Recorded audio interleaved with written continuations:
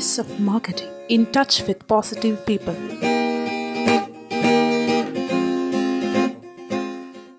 എല്ലാവർക്കും സ്വാഗതം. ഞാൻ ജയകൃഷ്ണൻ. ഒരു കമ്പനി എന്തടിസ്ഥാനത്തിലായിരിക്കാം ഒരു ഡിസ്ട്രിബ്യൂട്ടർക്ക് അല്ലെങ്കിൽ ഒരു സ്റ്റോക്കിസ്റ്റിന് പ്രതീക്ഷയോടെ ഒരു പ്രോഡക്റ്റ് ഡിസ്ട്രിബ്യൂട്ട് ചെയ്യാൻ കൊടുക്കുന്നത്? അതോടൊപ്പം ഒരു ഡിസ്ട്രിബ്യൂട്ടറുടെ കയ്യിൽ നിന്നും എന്ത് പ്രതീക്ഷയിലാണ്, എന്ത് ഉറപ്പിലാണ് ഒരു റീറ്റെയിലർ പ്രോഡക്റ്റുകൾ എടുക്കുന്നത്? രണ്ടിൻ്റെയും അടിസ്ഥാനം ഒരു ക്രെഡിബിലിറ്റി ഉണ്ടാവും, ഒരു ട്രസ്റ്റ് ഉണ്ടാവും, ഒരു വിശ്വാസം ഉണ്ടാവും. ശരിയാണോ? ഒരു കമ്പനിയെ സംബന്ധിച്ചിടത്തോളം ഒരു ഡിസ്ട്രിബ്യൂട്ടർക്ക് അല്ലെങ്കിൽ സ്റ്റോക്കിസ്റ്റിന് പ്രോഡക്റ്റ് കൊടുക്കുന്നത് 100% ആ ഡിസ്ട്രിബ്യൂട്ടർ തങ്ങൾ നിർദ്ദേശിക്കുന്ന ഏരിയകളിൽ, തങ്ങൾ നിർദ്ദേശിക്കുന്ന ഡിസ്ട്രിക്റ്റുകളിൽ, ഏരിയകളിൽ ഫുള്ളായിട്ട് തങ്ങളുടെ പ്രോഡക്റ്റ് തന്നെ ആ മാനുഫാക്ചറുടെ പ്രോഡക്റ്റ് തന്നെ ഓരോ ഏരിയകളിലും ഡിസ്ട്രിബ്യൂട്ട് ചെയ്യും എന്നുള്ളൊരു ട്രസ്റ്റ് ആ കമ്പനിക്ക് ഉള്ളതുകൊണ്ടാണ്. അയാൾ നിർദ്ദേശിക്കുന്ന പ്രൈസിങ്ങിൽ ആ പ്രോഡക്റ്റ് കൊടുക്കും എന്നുള്ള ഒരു വിശ്വാസം ഉള്ളത് കൊണ്ടാണ്.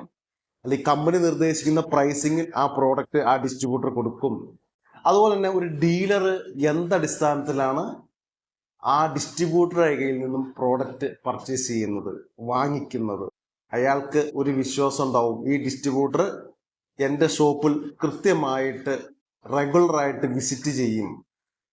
എന്തെങ്കിലും പ്രോബ്ലം വന്നാൽ, കംപ്ലൈൻറ്റ് വന്നാൽ കൃത്യമായിട്ട് അത് എടുത്ത് മാറ്റി പുതിയ പ്രോഡക്റ്റ്, നല്ല പ്രോഡക്റ്റ് എനിക്ക് തരും.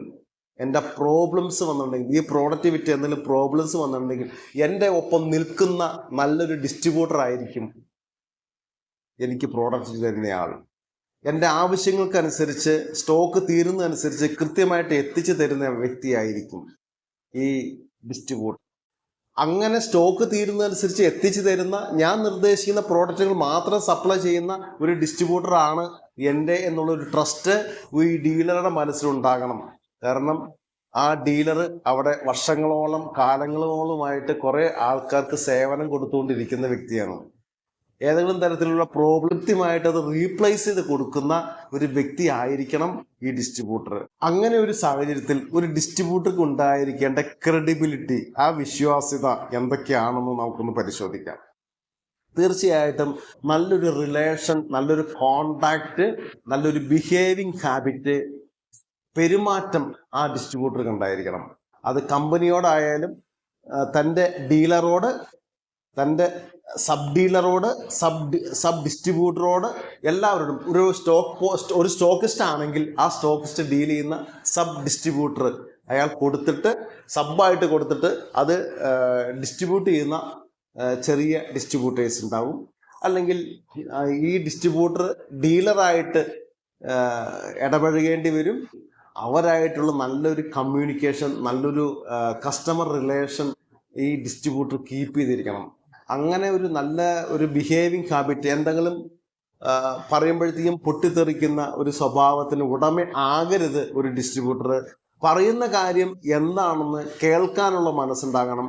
അത് വളരെ സംയമനത്തോടെ കേട്ട ശേഷം അതിന് എന്താണ് കൃത്യമായിട്ട് ആൻസർ എന്താണ് കൊടുക്കാൻ പറ്റുക, ആ ആൻസറിനെ കുറിച്ച് കൃത്യമായിട്ടൊരു അവബോധം ഉണ്ടായിരിക്കണം. അങ്ങനെ വേണം മനുഷ്യരോട് പെരുമാറാൻ. സ്നേഹത്തോടെ പെരുമാറാനും സ്നേഹത്തോടെ പരസ്പരം മനസ്സിലാക്കാനും കഴിയുക എന്നത് ഒരു ഡിസ്ട്രിബ്യൂഷൻഷിപ്പിൻ്റെ ഏറ്റവും അടിസ്ഥാനപരമായ കാര്യം തന്നെയാണ്. അതുപോലെ ഒരു ഓതറൈസേഷൻ ഈ ഡിസ്ട്രിബ്യൂട്ടർക്ക് ഉണ്ടായിരിക്കണം. അതിൻ്റെ ബിസിനസ് ചെയ്യുകയാണെങ്കിൽ അതിൻ്റെ കൃത്യമായിട്ടൊരു ലൈസൻസ്, അതിൻ്റെ GST നമ്പർ അത് കമ്പനിക്ക് കൊടുത്തിരിക്കണം. അതുപോലെ ഡീലർക്കും കൊടുത്തിരിക്കണം. ആ ഡിസ്ട്രിബ്യൂട്ടർ പാലിക്കേണ്ടതായ ലീഗലായ നടപടികൾ, ആ ലീഗലായ നടപടികൾ എന്ന് പറയുമ്പോൾ അതിൻ്റെ GST നമ്പർ തന്നെയാണ്. കറക്റ്റ് ലൊക്കേഷൻ, ഓഫീസ് എവിടെ നിലനിൽക്കുന്നു, ഓഫീസിൻ്റെ കൃത്യമായ അഡ്രസ്സ്, കോണ്ടാക്ട്. ചില കസ്റ്റമർ കെയറിലേക്ക് വിളിച്ചിട്ടുണ്ടെങ്കിൽ, അല്ലെങ്കിൽ ഡിസ്ട്രിബ്യൂട്ടറെ കസ്റ്റമർ കെയറിലേക്ക് വിളിച്ചിട്ടുണ്ടെങ്കിൽ ഫോൺ ആരും എടുക്കില്ല. അല്ലെങ്കിൽ കമ്പനിയിലേക്ക് തന്നെ വിളിക്കുമ്പോൾ കസ്റ്റമർ കെയർ എന്ന് പറഞ്ഞ് നമ്പർ കൊടുക്കും, അതിലേക്ക് വിളിച്ച് ആരും ഫോൺ എടുക്കില്ല. അപ്പോൾ അങ്ങനെയൊന്നും ആവരുത്. ഒരു സ്റ്റാഫ് റെഗുലറായിട്ട് ഈ ഡിസ്ട്രിബ്യൂട്ടർ ഓഫീസിൽ ഇരുന്നിരിക്കണം.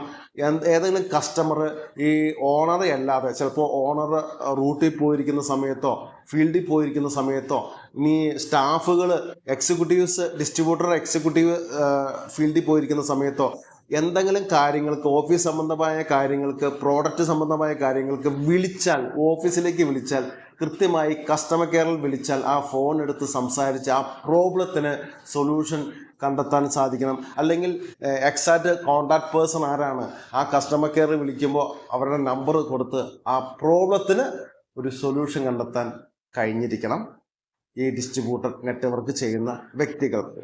അത് അയാളുടെ ക്രെഡിബിലിറ്റി ഉയർത്താൻ സഹായിക്കും. ഈ ഡിസ്ട്രിബ്യൂട്ടർ നെറ്റ്വർക്ക് ചെയ്യണമെങ്കിൽ കയ്യിൽ പൈസ ഉണ്ടാകണം, സാമ്പത്തിക ഭദ്രത ഉണ്ടായിരിക്കണം.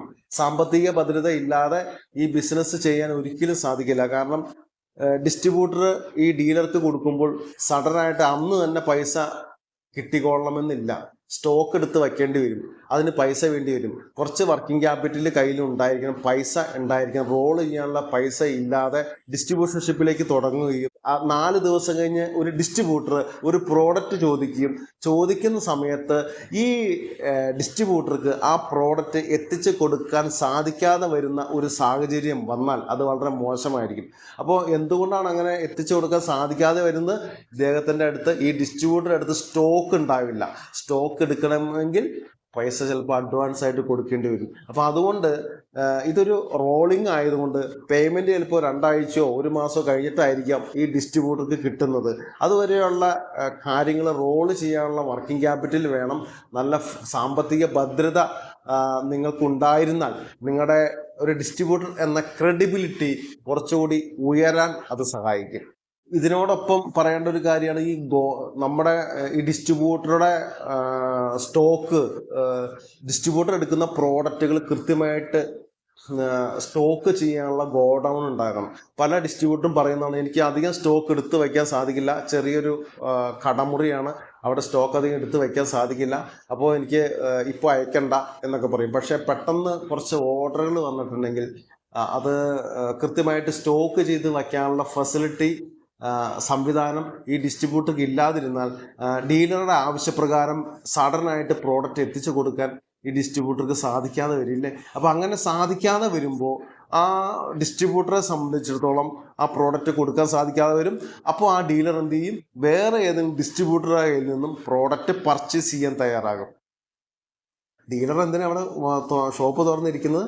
കൃത്യമായിട്ട് പ്രോഡക്റ്റ് കസ്റ്റമറിന് കൊടുക്കാൻ വേണ്ടിയാണ്. ഒരു കസ്റ്റമർ പ്രോഡക്റ്റ് ഇല്ല എന്ന് പറഞ്ഞ് തിരിച്ച് ആ ഡീലറുടെ ഷോപ്പിൽ നിന്നും ഇറങ്ങി നടക്കുമ്പോൾ പിന്നെ ആ കസ്റ്റമർ തിരിച്ചങ്ങോട്ട് വരില്ല, വേറെ ഡീലറുടെ അടുത്ത് പോയി പ്രോഡക്റ്റ് വാങ്ങിക്കും. അപ്പോൾ ഒപ്പം വേറെ കുറേ അധികം പ്രോഡക്റ്റ് കൂടി അയാൾക്ക് വാങ്ങിക്കാനുണ്ടെങ്കിൽ ആ ഓർഡറുകളൊക്കെ തന്നെ ആ ഡീലറുടെ അടുത്തേക്ക് പോകും.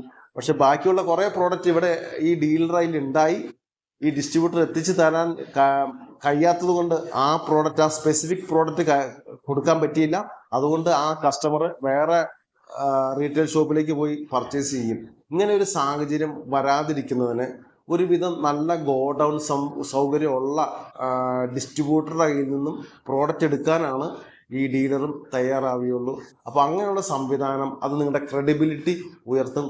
ഗോഡൗൺ സൗകര്യം നന്നായിട്ട് ഉണ്ടായിരിക്കണം ഒരു ഡിസ്ട്രിബ്യൂട്ടർക്ക്. അതുപോലെ തന്നെ ഡിസ്ട്രിബ്യൂട്ടർ ചിന്തിച്ചിരിക്കണം, ഈ സ്റ്റോക്ക് എവിടെ വിറ്റഴിക്കും, നല്ല ഡീലർ ആര്, പൈസ നന്നായിട്ട് തരുന്ന ഡീലർ ആര്, 30 ദിവസം ക്രെഡിറ്റ് പറയുന്ന ഡീലർ ആര്, 60 ദിവസം ക്രെഡിറ്റ് പറയുന്ന ഡീലർ ആര്, കൊടുത്താൽ അപ്പം തന്നെ പേയ്മെൻറ്റ് കിട്ടുന്ന ഡീലർ ആര്, അതിനെക്കുറിച്ചുള്ള അവയർനെസ്, അവബോധം ഈ ഡിസ്ട്രിബ്യൂട്ടർക്ക് ഉണ്ടായിരിക്കണം. അപ്പോൾ എവിടെ ഈ പ്രോഡക്റ്റ് വിൽക്കണം, ആ ഷോപ്പുകാരായിട്ട് നല്ലൊരു customer relation, customer rapport build up ചെയ്യാൻ ഈ ഡിസ്ട്രിബ്യൂട്ടർക്ക് സാധിച്ചിരിക്കണം. ഒപ്പം തന്നെ മറ്റൊരു പ്രധാനപ്പെട്ട കാര്യമാണ് ലോജിസ്റ്റിക് ആൻഡ് ഇൻഫ്രാസ്ട്രക്ചർ.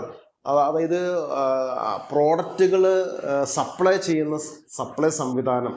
ഗോഡൗണെ കുറിച്ച് നമ്മൾ പറഞ്ഞു. അതോടൊപ്പം തന്നെ ഈ ഗോഡൗണിൽ ഇരിക്കുന്ന പ്രോഡക്റ്റുകൾ കൃത്യമായിട്ട് റീറ്റെയിൽ കൗണ്ടറുകളിൽ എത്തിച്ചു കൊടുക്കുക. എങ്ങനെ എത്തിച്ചു കൊടുക്കും? അതിന് സപ്ലൈ കൃത്യമായിരിക്കണം, അതിന് ഡെലിവറി സംവിധാനം വേണം, അതിന് കൃത്യമായി ചെറിയൊരു വണ്ടിയുടെ ലഭ്യത ഈ ഡിസ്ട്രിബ്യൂട്ടർക്ക് ഉണ്ടായിരിക്കണം. ഷോപ്പുകളിൽ എത്തിച്ചാൽ മാത്രമാണ് ആ സ്പെസിഫിക് ആയ കസ്റ്റമറിന് അത് കൊടുക്കാൻ സാധിക്കുള്ളൂ. അപ്പോൾ സപ്ലൈ സംവിധാനം വളരെ കൃത്യമായിരിക്കണം, ഡെലിവറി സംവിധാനം വളരെ കാര്യക്ഷമമായിട്ട് നടത്തിക്കൊണ്ടു പോകാൻ ഒരു ഡിസ്ട്രിബ്യൂട്ടർക്ക് സാധിച്ചിരിക്കണം. അങ്ങനെ സാധിച്ചാൽ ഒരു ഡിസ്ട്രിബ്യൂട്ടറുടെ ക്രെഡിബിലിറ്റി ഉയർന്നു നിൽക്കും എന്നുള്ള കാര്യത്തിൽ യാതൊരു ഡൗട്ടുമില്ല. ഡിസ്ട്രിബ്യൂട്ടർ നെറ്റ്വർക്ക് നിങ്ങൾ ചെയ്യാൻ ഉദ്ദേശിക്കുന്നുണ്ടെങ്കിൽ കസ്റ്റമർ റിലേഷൻ, ആരൊക്കെയായിട്ടുള്ള കസ്റ്റമർ റിലേഷനാ? ഒരു ഡിസ്ട്രിബ്യൂട്ടറെ സംബന്ധിച്ചിടത്തോളം അയാൾ പ്രോഡക്റ്റ് എടുക്കുന്നത് കമ്പനിയിൽ നിന്നായിരിക്കും. ആ കമ്പനിയുടെ മാർക്കറ്റിംഗ്, പ്രൊഡക്ഷൻ, മാനേജ്മെന്റ്, അതിൻ്റെ ടോപ്പ് ലെവൽ മാനേജ്മെന്റ്, അവരായിട്ട് അക്കൗണ്ട്സ് ആയിട്ടും നല്ലൊരു റിലേഷൻ, നല്ലൊരു കോണ്ടാക്റ്റ് ഉണ്ടായിരിക്കണം. കഴിയുമെങ്കിൽ ഡിസ്ട്രിബ്യൂട്ടർ ആ കമ്പനിയിൽ ഒന്ന് വിസിറ്റ് ചെയ്യണം. അവിടെയുള്ള അതിൻ്റെ സെഗ്മെന്റ് കൈകാര്യം ചെയ്യുന്ന marketing, sales, accounts department, delivery സംവിധാനങ്ങൾ, സപ്ലൈ കൊടുക്കുന്നത്, പ്രൊഡക്ഷൻ, അവരൊക്കെയായിട്ടൊരു കഴിയുമെങ്കിൽ ഒരു ലിങ്ക്, അതിൻ്റെ മാനേജിങ് ഡയറക്ടർ, അതോടൊപ്പം തന്നെ CEO അവരൊക്കെ ആയിട്ട് ഒരു റിലേഷൻ, അങ്ങനെ നല്ലൊരു റിലേഷൻ ബിൽഡപ്പ് ചെയ്ത് നമുക്ക് എന്താ ഗുണം? അവരായിട്ട് ഒരു റാപ്പ് ബിൽഡപ്പ് ചെയ്യാൻ പറ്റും. ഒരു പ്രോബ്ലം നമ്മുടെ പ്രോഡക്റ്റിന് വന്നു, കോണ്ടാക്ട് ചെയ്യുന്നത് വളരെ സുതാര്യമായിട്ട് കോണ്ടാക്ട് ചെയ്യാൻ സാധിക്കണം. ആ പ്രോബ്ലം കൃത്യമായിട്ട് ഒരു ഡിസ്ട്രിബ്യൂട്ടർ കമ്പനിയെ റിപ്പോർട്ട് ചെയ്തിരിക്കണം. ഇങ്ങനെ ഒരു പ്രോബ്ലം വന്നിട്ടുണ്ട്, നിങ്ങളുടെ പ്രോഡക്റ്റിന് 2-3 കംപ്ലൈൻറ്റ് വന്നിട്ടുണ്ട്, ഇതിന് ഒരു സൊല്യൂഷൻ കണ്ടെത്തണം, അല്ലെങ്കിൽ ഇങ്ങനെ ഒരു മാർക്കറ്റിംഗ് ആക്ടിവിറ്റി നിങ്ങൾ ഞങ്ങൾക്ക് ചെയ്തു തരേണ്ടതുണ്ട്. ആ കഴിഞ്ഞ 2 മാസത്തേക്കാൾ സെയിൽ വളരെ ഡൗൺ ട്രെൻഡിലാണ് പോകുന്നത്. ഈ ഡൗൺ ട്രെൻഡിൽ ഇരിക്കുന്ന സെയിൽ അപ്പ് ട്രെൻഡിലേക്ക് കൊണ്ടുവരാൻ നിങ്ങളുടെ ഭാഗത്ത് നിന്ന് എനിക്ക് എന്ത് ചെയ്തു തരാൻ പറ്റും? മാർക്കറ്റിൽ നിങ്ങളുടെ പ്രോഡക്റ്റിന് ഇങ്ങനെ ഒരു പ്രോബ്ലം വന്ന് പെട്ടിട്ടുണ്ട്. ഇതൊക്കെ വരുമ്പോൾ അതും അനങ്ങാതെ മിണ്ടാതെ ഇരിക്കുകയല്ല ചെയ്യേണ്ടത്, കൃത്യമായി കമ്പനി റിപ്പോർട്ട് ചെയ്യും. കമ്പനിയുടെ സെയിൽസ് എക്സിക്യൂട്ടീവ് ഉണ്ടെങ്കിൽ പോലും പ്രോബ്ലംസ് കൃത്യമായിട്ട് റിപ്പോർട്ട് ചെയ്തിരിക്കണം. ഡിസ്ട്രിബ്യൂട്ടർ കമ്പനിയെ അറിയിച്ചിരിക്കണം, ഇങ്ങനെയുള്ള പ്രോബ്ലംസ് നിങ്ങളുടെ പ്രോഡക്റ്റിന് വന്നിട്ടുണ്ട്, അല്ലെങ്കിൽ കംപ്ലൈൻറ്റ് വന്നിട്ടുണ്ടെങ്കിൽ, അല്ലെങ്കിൽ ഇങ്ങനെ ഒരു ഇഷ്യൂ, നിങ്ങളുടെ സ്കീമിന് ഇങ്ങനെ ഒരു പ്രശ്നം പറയുന്നുണ്ട്, എന്ത് പ്രോബ്ലം ആയാലും കൃത്യമായിട്ട് കമ്മ്യൂണിക്കേറ്റ് ചെയ്ത് ആ കമ്മ്യൂണിക്കേഷൻ ചെയ്യുന്നതിൽ വളരെ സുതാര്യത ഉണ്ടായിരിക്കണം. കമ്പനി അതോറിറ്റിയുടെ പെരുമാറ്റം വളരെ സുതാര്യമായിരിക്കണം, വളരെ സപ്പോർട്ടീവ് ആയിരിക്കണം. അതായത് ഞങ്ങൾ വലിയ കമ്പനിയാണ്, അങ്ങനെയുള്ള അഹങ്കാരം വച്ചുകൊണ്ടിരുന്നാൽ ഇന്നത്തെ കാലത്ത് കച്ചവടം നടത്താൻ പറ്റില്ല.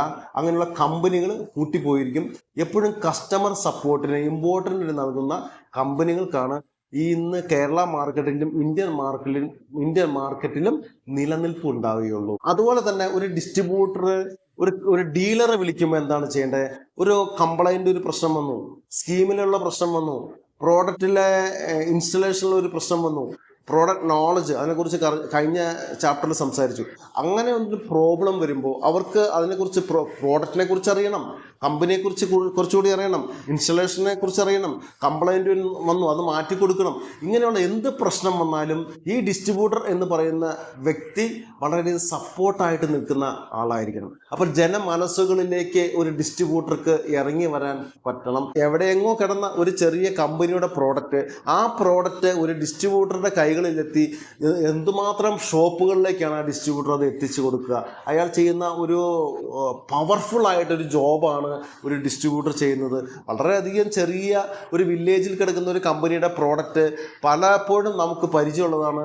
ആ പ്രോഡക്റ്റ് എടുത്ത് ഡെവലപ്പ് ചെയ്ത് ഒരു മാർക്കറ്റ് ഉണ്ടാക്കി, കേരളത്തിലും ശക്തമായ മാർക്കറ്റ്, നോർത്ത് ഇന്ത്യയിലൊക്കെ ഉണ്ടാക്കുന്ന വളരെ ശക്തമായ ഡിസ്ട്രിബ്യൂട്ടർ നെറ്റ്വർക്ക് ഉള്ള ഒരു സ്റ്റേറ്റ് ആണ് കേരളം. അപ്പോൾ ഡിസ്ട്രിബ്യൂഷൻ എന്നുള്ള ശൃംഖലയെ നമുക്ക് മാറ്റി നിർത്തി ബിസിനസ്സിൽ ഒന്നും ചെയ്യാൻ സാധിക്കില്ല. അത്രമാത്രം ശക്തരാണ് ഡിസ്ട്രിബ്യൂട്ടർ. കാരണം ഒരു പ്രോഡക്റ്റ്, ഒരു ഡീലർ ഒരു പ്രോഡക്റ്റുമായിട്ട് ഒരു ചെറിയ ഷോപ്പിലിരിക്കുമ്പോൾ അവിടേക്ക് കയറി വന്ന് വളരെയധികം പ്രോഡക്റ്റുകൾ നമ്മളെ പരിചയപ്പെടുത്തുന്നവരാണ് ഡിസ്ട്രിബ്യൂട്ടർ. പല ദിക്കിൽ കിടക്കുന്ന പ്രോഡക്റ്റുകൾ അവർ പോയി കണ്ടുപിടിച്ച് അത് നമ്മുടെ കൈകളിലേക്ക്, കസ്റ്റമറുടെ കയ്യിലേക്ക് എത്തിക്കുന്നതിന് വേണ്ടി ഡീലറെ ഏൽപ്പിക്കുന്നവരാണ് ഡിസ്ട്രിബ്യൂട്ടർ. ഈ എപ്പിസോഡ് ഇവിടെ വൈൻഡപ്പ് ചെയ്യുമ്പോൾ എങ്ങനെയൊക്കെ ഒരു ഡിസ്ട്രിബ്യൂഷൻ നെറ്റ്വർക്ക് നമുക്ക് ഗ്രോത്ത് ചെയ്ത് എടുക്കാൻ സാധിക്കും, അതിനെക്കുറിച്ചുള്ള ചർച്ചകൾ നമുക്ക് അടുത്ത ചാപ്റ്ററിൽ തുടങ്ങാം. All the best.